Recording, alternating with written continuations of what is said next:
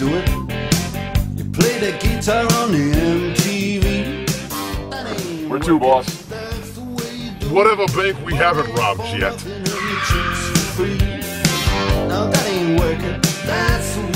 If there's one thing that I've learned in all my years, it's that nothing ever goes according to plan. I never planned to make crime my occupation, and I certainly never planned on being in cahoots with the boys from the Double Graves gang. But desperate times call for desperate measures, and boy was I desperate. The name's Reggie, and this is my story. For movies, refrigerators, we got some movies, color TV.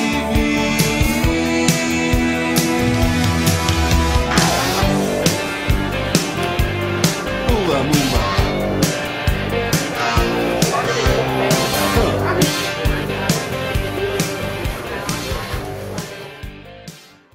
It all started when a regular heist went horribly wrong.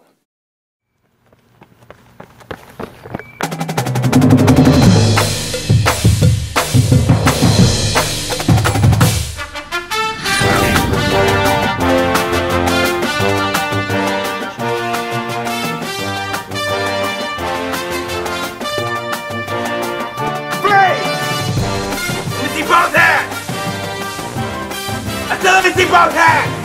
Let me see both hands!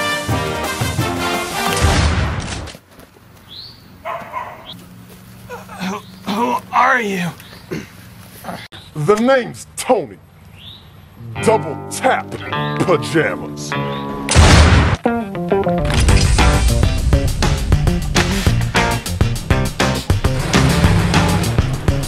Johnny, get the door!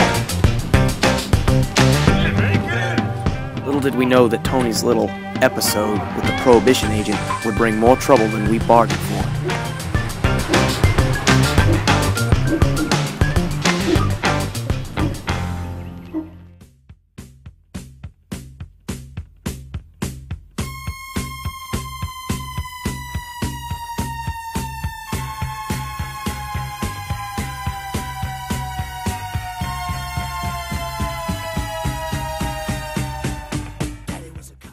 Shaft was itching to nab us after he found out what Tony did to his partner, Officer Hightower. Thankfully for us, though, our trail went cold. And if he ever decided to come snooping around anymore, well then he'd have to answer to our own Thompson submachine gun. The gun that really made the 20s roar.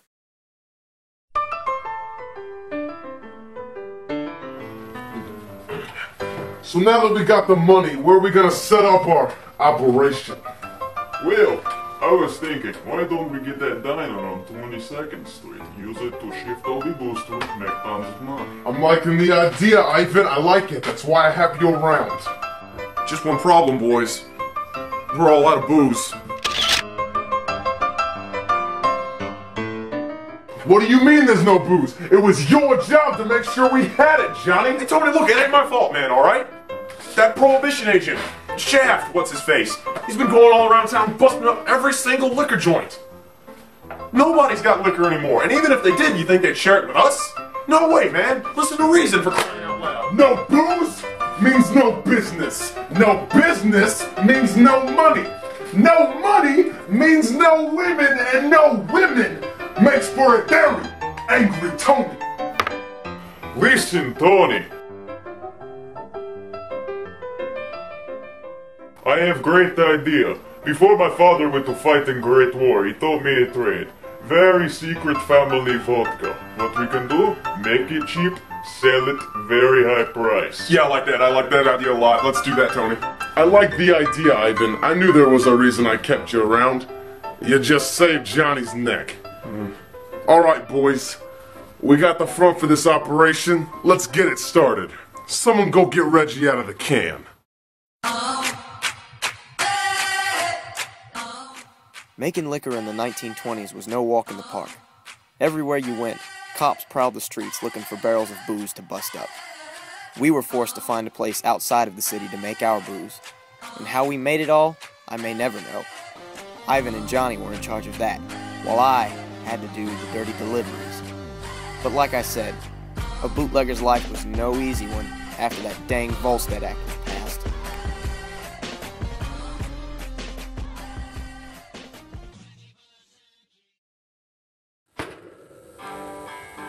Well, my first brew, what do you think? Let's try some. That is the greatest thing I've ever tasted in my life! Hey, Tony, come on! We got the first one ready!